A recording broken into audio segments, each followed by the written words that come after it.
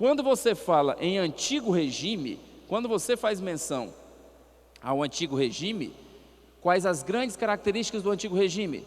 Absolutismo e mercantilismo.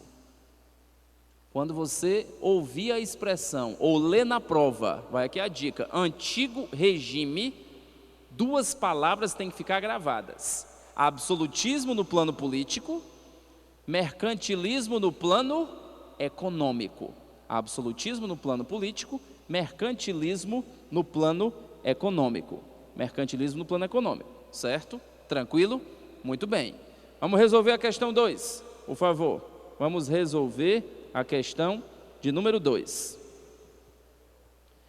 Há 200 anos, em 1798, um movimento pela independência do Brasil inspirou-se nos ideais revolucionários franceses, defendendo a igualdade social, o trabalho livre e o fim das distinções de raça e cor. Teve caráter popular, influência maçônica e forte conteúdo social. Dos movimentos que eu comentei hoje, esse aqui ocorreu onde? Na Bahia. Inconfidência Baiana ou Conjuração Baiana? Você já percebeu que o movimento baiano teve o caráter estritamente popular? O movimento mineiro teve o caráter extremamente elitizado. Então, guarde esse paralelo, por favor. Guarde esse paralelo, certo? Olha a questão 3. Olha a questão 3. A questão 2 ficou a letra D de dado. Façamos a questão 3, certo? Aproveitando aqui para comentar com vocês o seguinte: eu sou envolvido em outros projetos de preparação para o Enem, em uma plataforma que vocês podem ter acesso, certo? Faço parte de um site que se chama plantãodoenem.com.br, sem acento, tudo junto e minúsculo. Todo domingo, a partir deste próximo domingo, tem aula gratuita para o Enem, a partir de 10 horas da manhã. Você ouviu o que eu estou dizendo? Aula gratuita a partir das 10 da manhã. Qual é o site? plantãodoenem.com.br. Oi? Aula online. Você acessa sem sair de casa. Só por um clique. Um clique nos separa. Ficou legal, não ficou? Eu estou a um clique de você. Que maravilha. Olha a questão 3, por favor. Olha o que diz a questão 3. A coalizão de magnatas comprometidos com a Inconfidência Mineira, com a Revolução Mineira, não era monolítica. Por favor, turma, circula a palavra magnata. Magnata lembra povo ou lembra elite? Elite. Olha o que diz o item A sobre a Inconfidência Mineira. A Inconfidência Mineira era um movimento de elite com propostas sociais indefinidas que pretendia usar a derrama como pretexto para o levante popular. Na realidade, qual era a grande chateação lá de Minas Gerais? O que é que eles queriam discutir em Minas Gerais? Eles queriam a redução dos impostos. Estavam preocupados em libertar os escravos? Não. Na realidade, eles precisavam dos escravos para continuar a extração do ouro. Gustavo, na escravidão tinha mão de obra escrava, muita mão de obra escrava. Não ignore a participação da mão de obra escrava na mineração. Muito importante no açúcar, muito importante na mineração. Questão 4, por favor. Questão 4.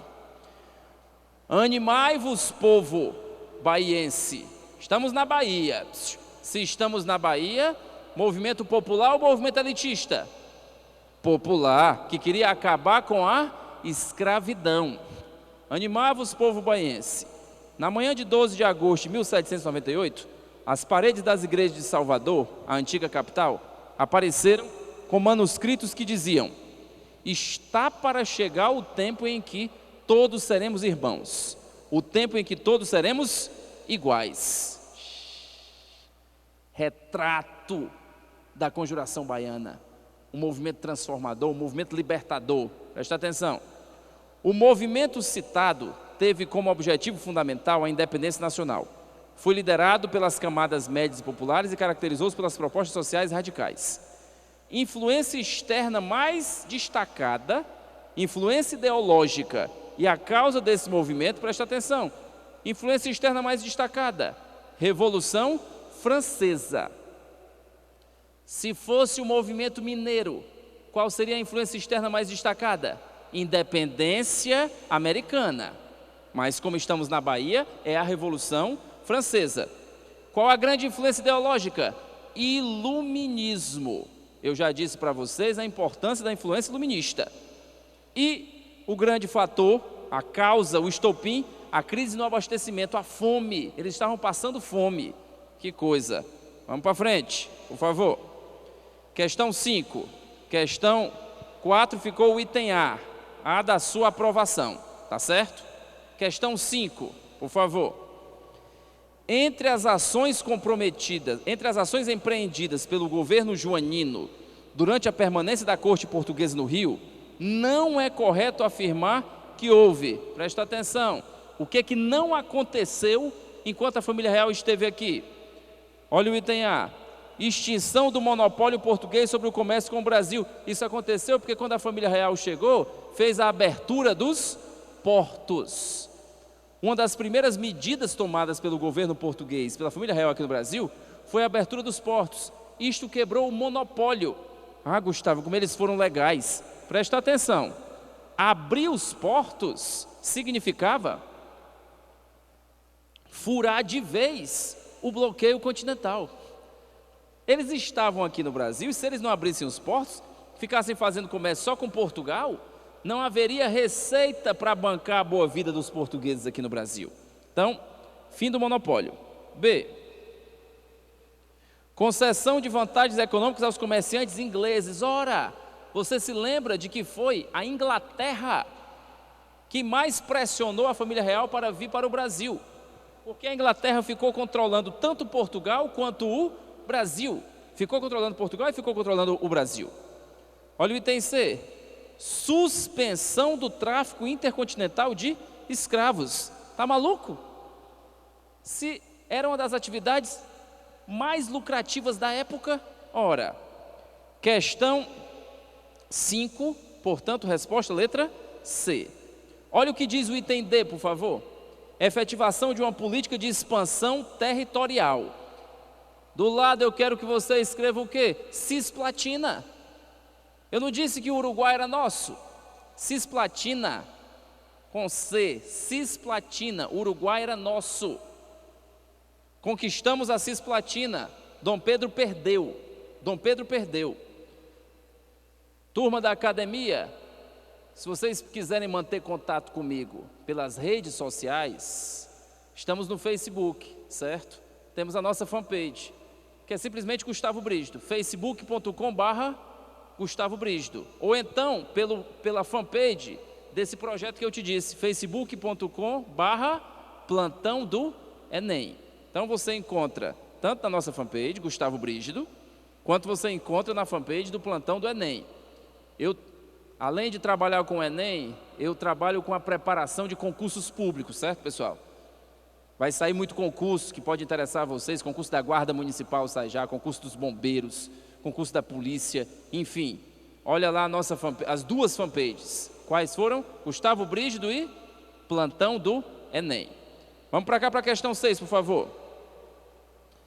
Trecho de um livro, Memórias de um Sargento de Milícias. Era o Leonardo Pataca.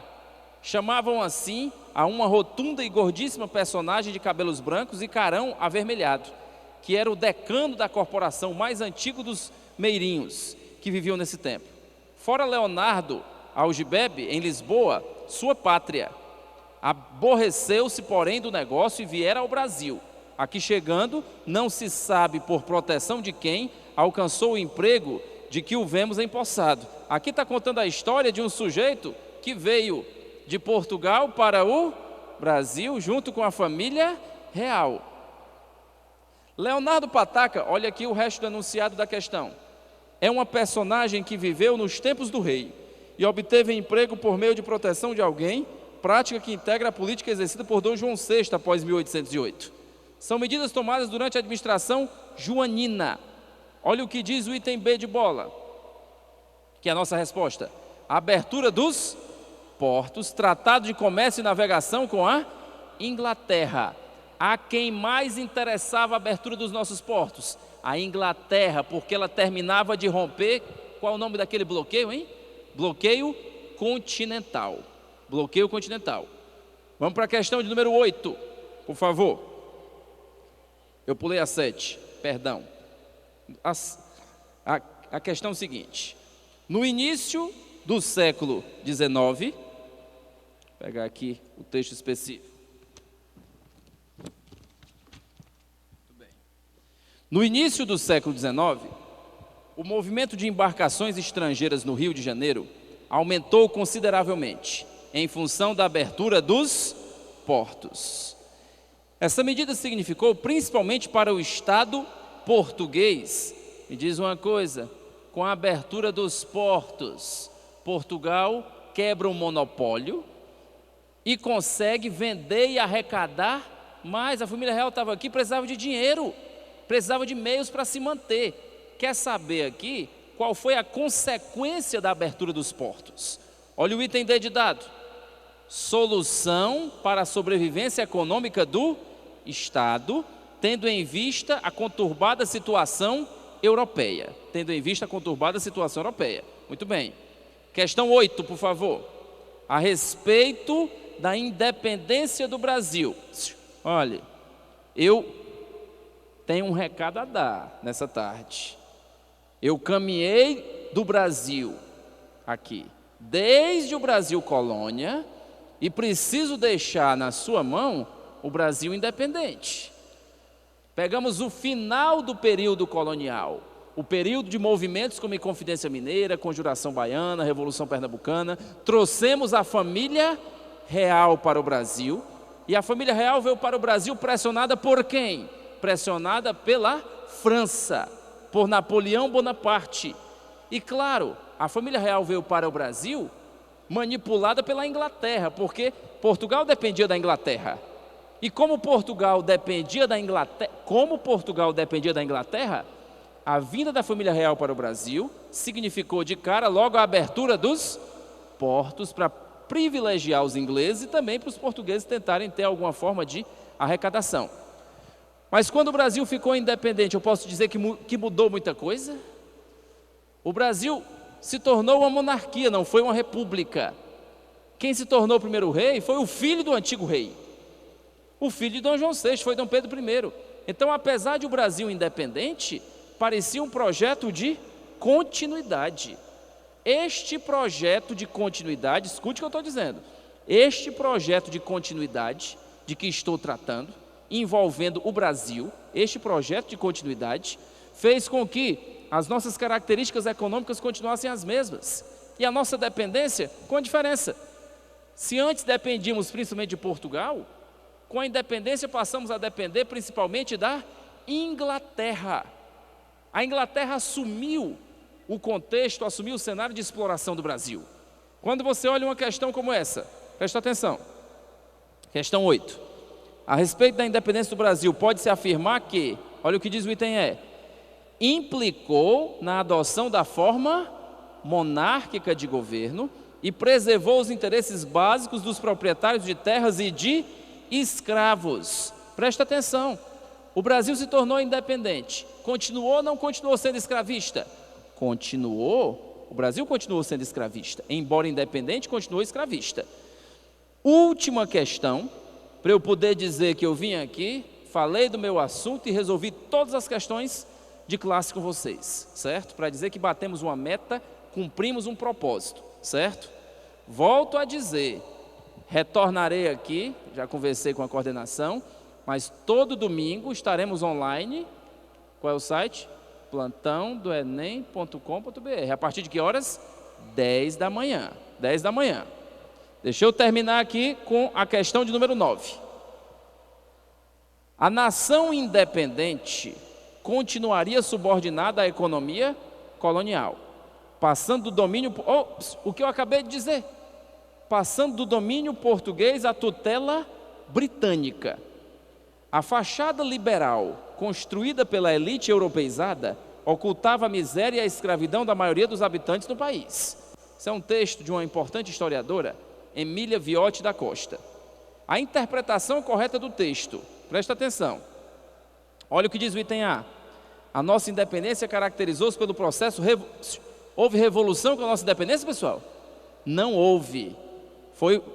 Não, porque a palavra revolução pressupõe uma grande mudança, uma grande transformação. O rei foi embora e deixou o filho. A escravidão continuou. A base agrícola do país continuava.